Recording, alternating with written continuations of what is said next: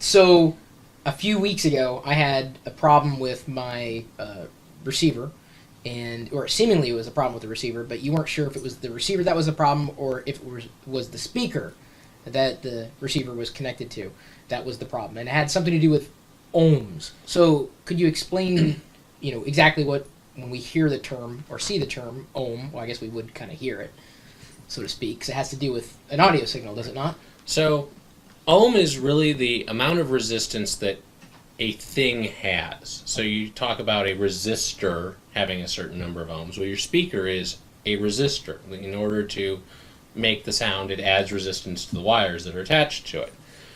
Speakers are typically either 4 ohm or 8 ohm. Most of your car stereo stuff is 4, most of your home stereo stuff is 8. But occasionally you end up with a bathroom speaker or something that is dynamically ohmed. And what that means is it's supposed to somehow detect whether it's attached to a 4 ohm amp or an 8 ohm amp. Then your amp can also have a thing in it that will say, am I attached to a 4 ohm speaker or am I attached to an 8 ohm speaker? Well, if both of your devices have circuitry in them for detecting the ohmage, they may spend their whole life switching between, and you'll get weird volume spikes and other problems as a result. But since you're talking that it's in the area of resistance or resistors, it's not just for audio then?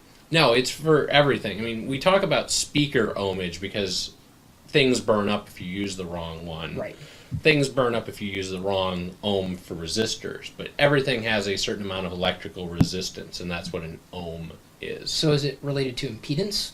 Yes, Yeah. impedance is the same thing. Okay. You'll see impedance written on speakers sometimes too. You'll see like the statistics or the specifications say impedance 8 ohms. It doesn't say resistance 8 ohms. Well, the new receiver, in conjunction with the new speakers in the bathroom, it did trip at least twice. Like the receiver shut itself off, and it had a red signal. So is there still something? Probably we still have an issue, and we'll have to figure out whether you've got a short or whether you've got moisture issues or whether or not the rheostat that's in your bathroom's the problem.